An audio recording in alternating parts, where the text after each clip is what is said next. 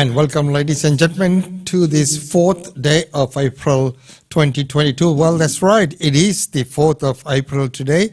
And of course, the weather 22 degrees and partly sunny, but still a very, very nice day out here in Brisbane.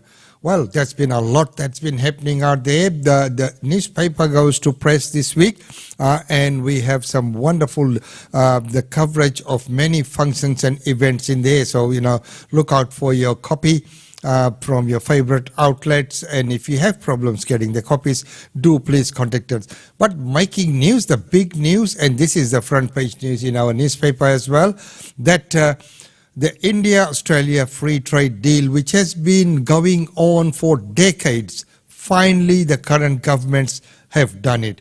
So congratulations to both the governments on reaching this agreement and finally getting the interim MOU signed. Here's that report. Can I say to both Prime Ministers, thank you for what you've invested into this agreement through your friendship and your determination to bring our two countries together. We find ourselves at this historic moment.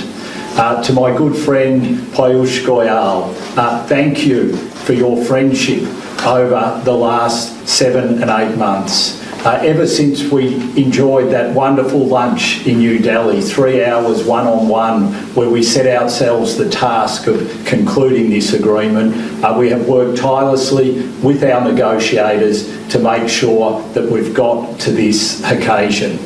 We are very confident that this deal will see our two-way trade, the trade between our nations, double in the coming years. We also know that this agreement will underpin the economic stability of the Indo-Pacific. It is an agreement for its time. It is an agreement for this moment. And it's wonderful to be able to join with you to sign it. And what a wonderful occasion to be doing it on India's New Year. This will create a new dawn for our nations, but also it is wonderful to be able to celebrate it on such an august occasion in India. Thank you very much. And very well said that it is signed on the day of our new year, which is the Hindu New Year, Bharatiya Navvars. And of course, it is wonderful that it is signed on that very auspicious day. And as I mentioned before, that both the Prime Ministers and both the governments and the ministries need to be congratulated for having come to this agreement. This has been a long time coming. Yes, of course, many people are already commenting on, okay, these two have signed it, but the work has been going on for a while. But mainly, the thing is that they have made it happen.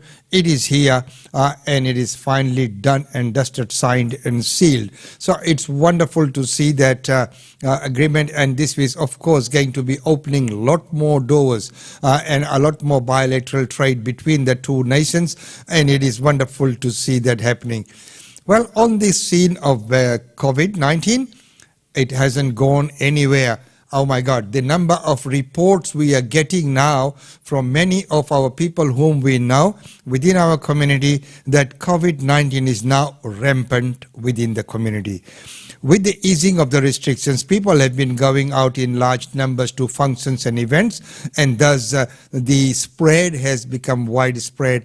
And we know many people, there are some prayers that had to be cancelled at some residents because most of the residents they have now contracted COVID and of course the COVID-19, and of course going on with that report, we've also heard from many people, some of the people very close to us whom we know, that they've been delivering food to their friends' houses, leaving the food on the door and walking away because their friends are now in isolation. So with all of this, now the talks of the 4th vaccine, what's going to happen with that? Further 160,000 Australians will be eligible for their booster shot. That includes anyone aged over 65, the immunocompromised, anyone in aged and disability care homes, as well as Aboriginal and Torres Strait Islander Australians aged over 50. The only consideration is that 4 months needs to have elapsed between your first booster and this second shot. Anyone coming to vaccination hubs like the one at Olympic Park behind me will also be able to get their winter flu shot as well as their booster at the same time. This comes amid a surge, or at least a plateau, in COVID cases in many states and territories. Here in New South Wales, we recorded 16,807 cases yesterday. That is a slight plateau, but hospitalisations are still increasing. We're seeing that 2-week or so lag behind case numbers. So health authorities are urging everyone to roll up their sleeves. If you are eligible for that 4th shot, come to a vaccination hub behind me in light of the high case numbers circulating in the community, as well as the winter flu season. With the winter flu season coming, yes, as well, there is a slight chill in the air every morning when I go for my walks. I've just been noticing that, but it's still very pleasant. So, if you are eligible, go and get that 4th booster shot. Well, first we said the first, then the second, then the booster, the 8th, now on to the 4th. So anyway, and with the COVID-19 now spreading within the community at a very large rate, the authorities knew about that. Authorities were aware that this was going to happen, and they had to prepare to have enough vaccines as well, because now people and the community has to learn to live with. People are sick and tired of the lockdowns, so they want their freedom. They want to go about the daily life in the manner that they love to. But with that, the threat of the widespread COVID is ever prevailing, and that is happening. That is happening right now as we speak. Many cases have come to our attention, and based on that, the vaccine, if you can get the 4th shot, please do so. Go and get that. And now on the federal electorate, even though the definite date has not been announced, the campaigning has begun, and the bitter backwards and forwards and this he said, she said, and all that has now begun. Well, Prime Minister Scott Morrison is denying all that allegations about the bitter and malicious slurs that have been made about him on the pre-selection. The leaders of Australia's 2 major parties are crisscrossing the country, holding events that look, set to go, and sound like we're already in the middle of an election campaign. Anthony Albanese today using this rally in Brisbane to promise tougher penalties for the mistreatment of aged care residents. You deserve a better future, and my Labor team is ready to deliver it. But the man with the power to kick off the actual campaign is yet to confirm the start date. I think I'm off to Bunnings. Scott Morrison was in Tasmania talking with young tradies and pledging millions more towards the planning of a major hydroelectricity project. This is what good governments do as part of their economic plan. But for a second day, his message was overshadowed by allegations about how he entered Parliament. Well, it's untrue. All of those are untrue. Completely untrue. In 2007, Michael Toke ran for pre-selection against the now PM and several others in the Sydney seat of Cook. Today, he doubled down on claims that Mr Morrison told party members they should not vote for him in the ballot because he was from a Lebanese family and due to rumours he was Muslim. These are quite malicious and bitter slurs, which are deeply offensive. The allegations are being aired now amid a bruising factional fight in New South Wales. It's already led to Liberal Senator Concetta Fierravanti-Wells hitting out after losing pre-selection. Morrison is not fit to be Prime Minister. And sparked a legal challenge about the way some candidates for this election were handpicked by a panel that includes the PM and New South Wales Premier. The court process threatens to delay the calling of the campaign. We just have to call this out for what it is. It is a political hit by the Prime Minister's enemies on the eve of a campaign. Senior Liberals not involved in this complex New South Wales party fight are dismayed at how it's all playing out. They argue even if some sort of bitter dispute was inevitable, it should have been sorted 6 months or even a year ago, not now when it's serving to energise the opposition. The longer you know Scott Morrison, the closer you work with him, the more history you have with him, The less you like him and the less you trust him. Of course, the dispute is also distracting from last week's budget and these sorts of events, This is a good deal. which are a last-ditch attempt from the government to claw back ground as it heads towards a campaign well behind in the polls. Well, let's go and tell them about it. James Glenday, ABC News, Canberra. Well, the allegations are there, what you make of it, and as was said, that the timing of it, why now? Well, is it adding to the debate? Is it taking away? Is it fueling the election campaign?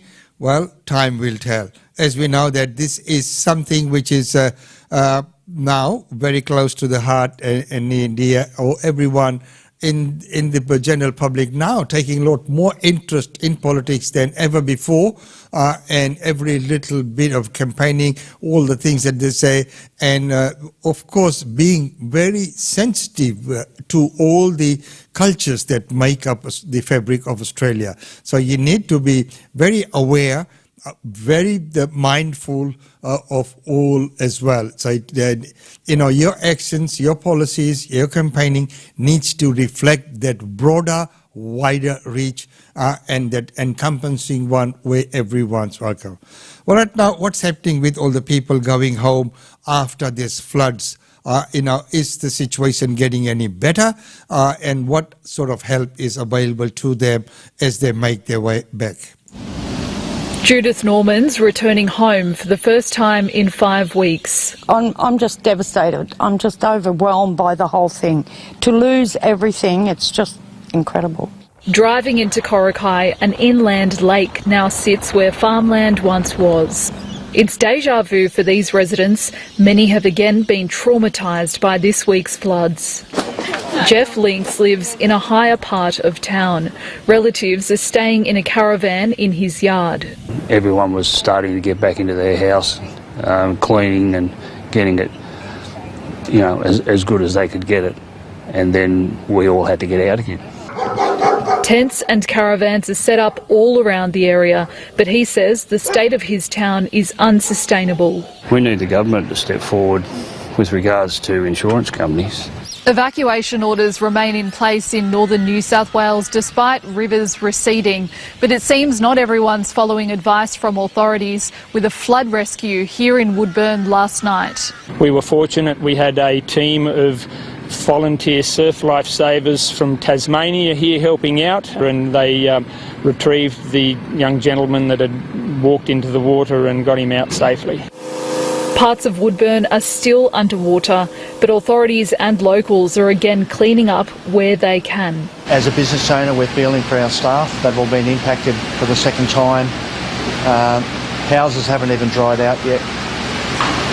It'll be weeks till they get in there again. Beverly Rawson says the remaining water has nowhere to go. The motorway has formed a levee and a dam. It should have been a bridge across all the waterways. Frustration continues to build in Lismore too. There's no word on insurance, there's radio silence from the government. Restaurant owner Brad Rickard says he's yet to receive any grant money. We're sort of just in a holding pattern at the moment. We clean and we wait. A clean-up that seems never-ending, done with heavy hearts. Rani Hayman, ABC News, Woodburn. Good reporting there by Rani, and of course we know that the cleanup is never easy, but some areas, especially around here in Brisbane CBD, around the river walks and everything, I think the council did a wonderful job, and of course Kim Marks was in charge of the cleanup around there, and it was very well coordinated, I must say. Very quickly things got opened up, and quite a lot of pathways. Some are still blocked, but majority or the major pathway have been opened to public. It's all been ganned down, cleaned and everything. And what I liked was that all the silt that came on there were packed in small bags, left on the side for people to take, because we know that is very rich and very fertile soil for even in your garden, in your pot plants or anything like that. So they put that to good use, and that is wonderful to see. Well, right now, before we go to our daily India report, let's take a very quick look at the situation in Russia. A retreat under fire. Russian soldiers killed, their armour destroyed. Ukraine says forces have now recaptured all areas around the capital for the first time since Russia launched the invasion. Locals say Russian conscripts ran begging not to be turned over to Ukrainian forces. I felt sorry for them. They were so young, 18 to 20 years old, with their whole lives ahead of them. As Ukrainian troops took back the key town of Bucha, close to the capital, they found bodies lying in the streets. The mayor says 280 people had to be buried in mass graves. Their hands were tied behind their backs with white rags. They were shot in the back of their heads. Food and medicine has finally arrived here. Locals say they hadn't seen bread for 38 days. Moscow is now refocusing its offensive in the east and is meeting resistance there. This Russian helicopter was shot down over Luhansk. Some survivors from the relentless siege of the southern city of Mariupol have managed to escape. At least 3,000 are thought to have got out in the past few days. But yet another rescue attempt by the International Red Cross to evacuate people has failed. They've killed everyone and destroyed everything. They're animals. There is nothing left there anymore. The fighting is destroying entire industries. Our driver was working in Donetsk and came under fire. I think he will repair his truck and when the war is over go back to rebuild his territory, his own land. But now our drivers are here as refugees. Farmers here are hopeful they'll be able to harvest this wheat, but the UN estimates that in Ukraine between 20 to 30% of crops planted won't be harvested this upcoming season. Ukraine is one of the world's largest wheat exporters, and this lifeline of the national economy is now in jeopardy. There are shortages. We can't get supplies. Sometimes we have already paid in advance, but are still waiting for orders. The crisis here could lead to higher food prices in many parts of the world, another devastating consequence of this war. Isabella Higgins, ABC News, Lviv. And that's a very grave situation there. And of course, any army, be it Russian, Ukrainian, whichever, there are actual people in there. So, they said they felt sorry for them. Some 18 to 20 years old, having their whole life ahead of them. And many had to be buried in mass graves. While all this is happening, Zelensky is addressing concerns of Russian allegations on the war crimes. And he's reached out to all the major parliaments of the world. Сьогодні це звернення буде без привітання, не хочеться жодного зайвого слова. Президенти зазвичай не записують таких звернень, як це. Але сьогодні я повинен сказати саме так. Сказати після того, що відкрилося в Бучі та інших наших містах, звідки вигнали окупантів. Сотні вбитих людей. Закатованих, розстріляних, мирних людей. Тіла на вулицях, замінована територія, заміновані навіть тіла убитых. Я хочу, чтобы каждая мать, каждого российского солдата увидела тела убитых людей в Буче, в Ирпене, в Гостомеле. Что они сделали? Зачем их убили?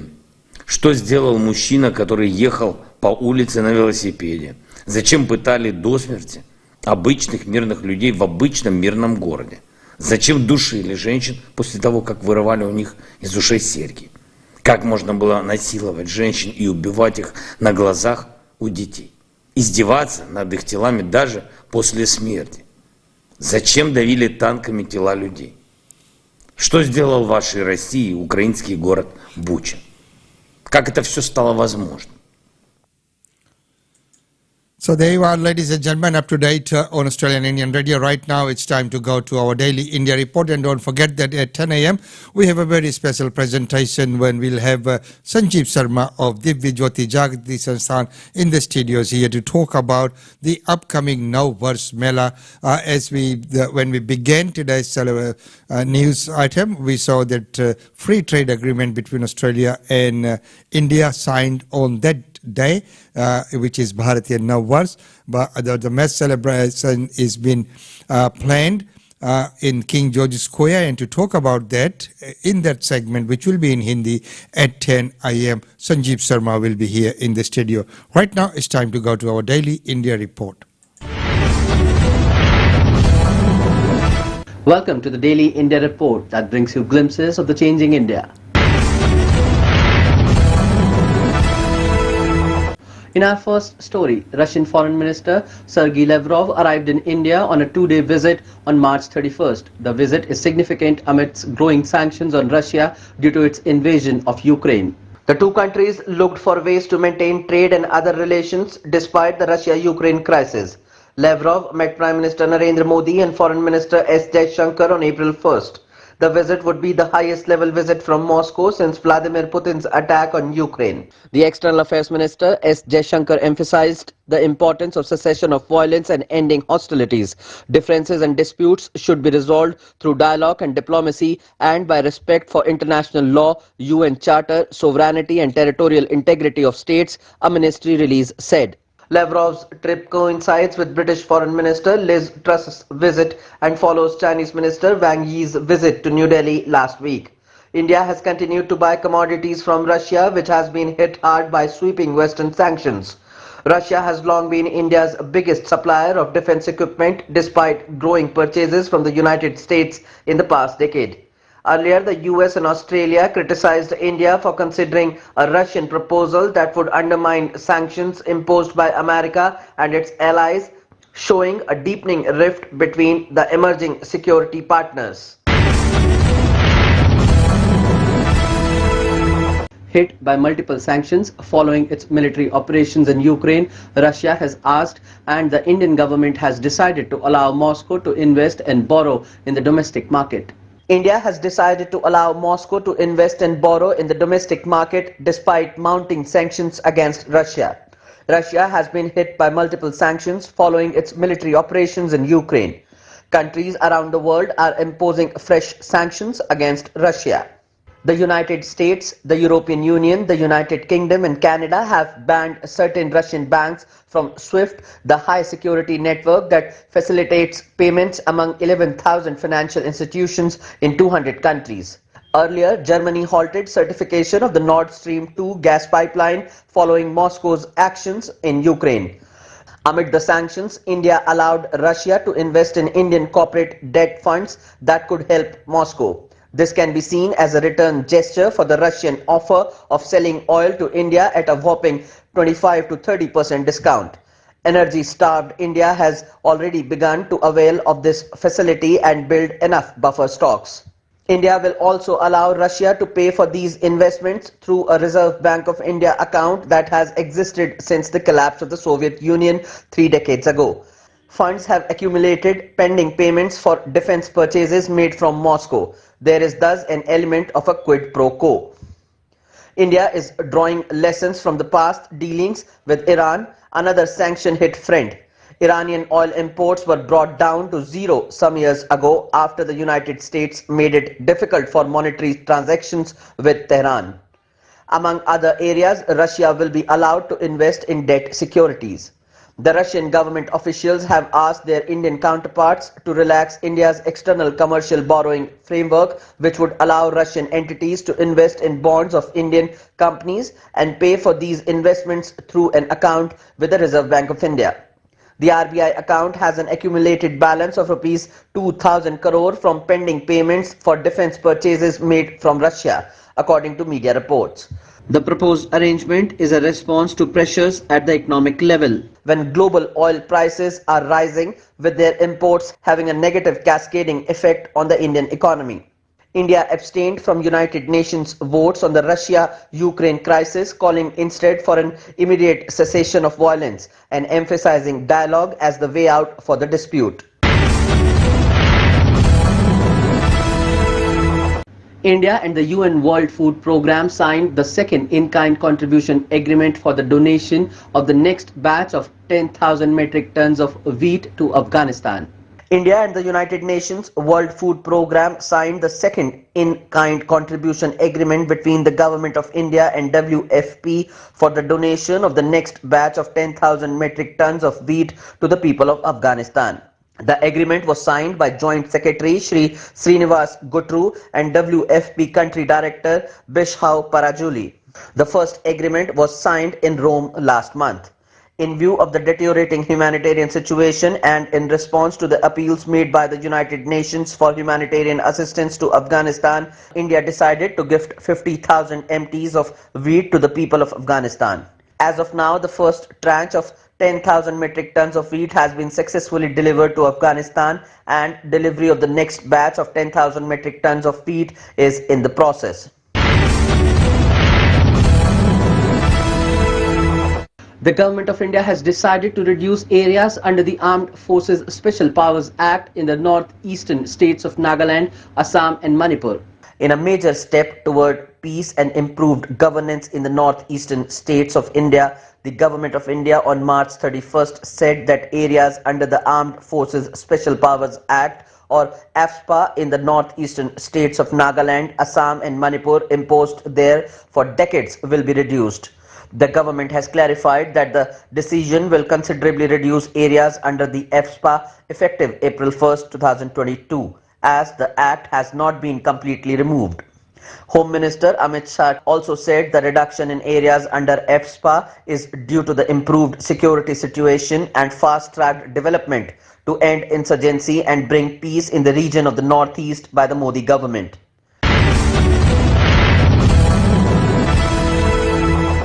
India's indigenously developed digital payment system, the Unified Payments Interface or UPI, has breached the $1 trillion mark in digital transactions.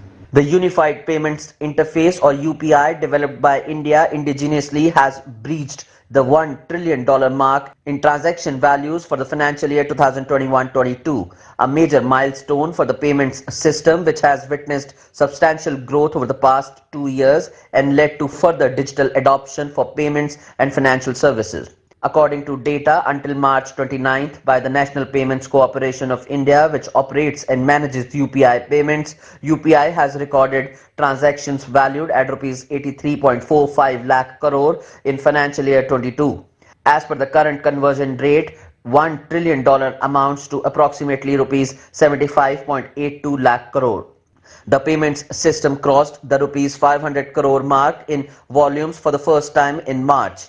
As per NPCI's data, Rs 504 crore transactions were recorded by March 29th itself. The COVID-19 pandemic-induced lockdown boosted digital transactions in India, and over the past 2 years, UPI has seen a significant rise in transactions in India. The payments mode has broken multiple records in the past 2 years and is now inching closer to Rs 9 lakh crore in monthly transaction values.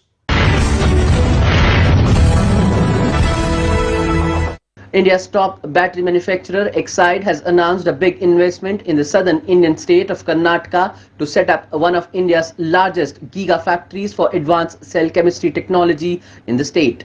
Top car battery maker Exide has announced an investment of Rs 6,000 crore in the Karnataka state to set up one of India's largest gigafactories for advanced cell chemistry technology in the state. The announcement came after Exide India MD and CEO Subir Chakraborty met with Karnataka Chief Minister Basavaraj Bommai on 31st March. The company has sought land in the Haraluru industrial area for setting up the factory to manufacture the advanced chemistry cell batteries. The storage battery major had earlier this month partnered with Chinese firm Swalt Energy Technology for lithium-ion battery manufacturing in India. As part of the agreement, Exide will commercialize the technology owned by Swalt in lithium-ion cells. The Chinese firm will reportedly provide Exide with the support to set up a manufacturing plant.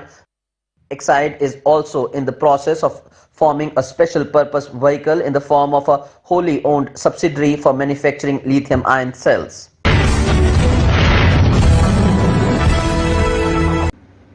The last film of late Bollywood actor Rishi Kapoor, titled Sharma Ji Namkeen, premiered on Amazon Prime Video on March 31st.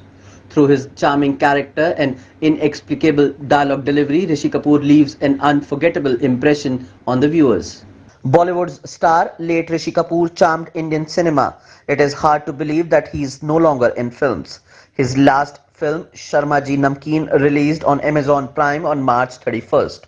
The story of the film is set in Delhi and focuses on the North Delhi-South Delhi conflict, but staying away from the cliched, already known elements and rather zooming into the heart of the city. The duplexes with chhajje versus the high-rises that are built to accommodate the so-called South Delhi elite. Set in front of this backdrop is a sweet story of a father living with his two sons. Sharmaji's problems may look like vanilla to others, but for him they are equivalent to a war. There are no villains in his life. His only conflict is to make his son realize that he needs a life too, after getting retired and can be sitting at home like a piece of furniture. Everything that Rishi Kapoor and Paresh Rawal do as a father is an Indian dad trait. Nothing is over-dramatized. Rishi Kapoor is the heart of the film, giving another shade to a father after his brilliant performance in Kapoor and Sons. He brings his charm and cute arrogance to the table. Every scene where he is happy lights up the screen. His sadness sinks our hearts. He does not just become the father but also the mother to his kids too. Juhi Chawla's screen presence is one of the most positive things in Bollywood over the years, and it continues to be. Hitesh Bhatia's direction is powerful. Though a film like this has the highest chance of becoming chaotic, he handles it well. Considering this is his first feature film, the filmmaker does an impressive job. Sneha Khanwalkar's music is a fresh and out-of-the-box choice. Sneha does an amazing job with the very opening of the movie. The film, with its ups and downs, marks the end of an era of Indian cinema and maybe the beginning of many good things to come. That's all for this bulletin of Daily India Report.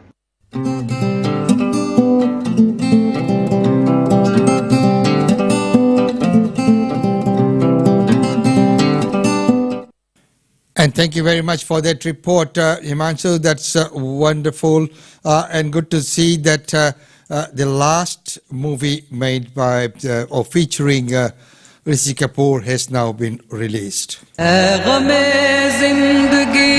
Akash Lodhia proudly presents the Ghazal Maestro Padma Shri Pankaj Udas live in concert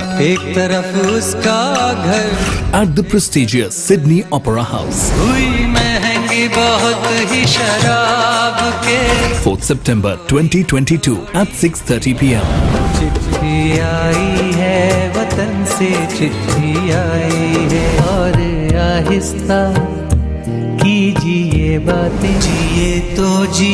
Pankaj Udas celebrating 40 years of his musical journey in a one and only mega concert accompanied by his musicians from India. Be there to witness the living legend Pankaj Udas live in concert to celebrate his musical milestone. Tickets on sale now from www.sydneyoperahouse.com. And the event is at 90% sold out. So, if you are planning of going, you need to act now. Yes, the tickets will be gone. Well, ladies and gentlemen, that's about all we have for you in this segment. And it's been wonderful having your company. Until tomorrow, it's goodbye from us. But don't forget that at 10 a.m., we are back with the special interview with Sanjeev Sharma of Divya Jyoti Jagriti Sansthan, talking to us about Bharatiya Navvarsh. Until then, it's goodbye from us.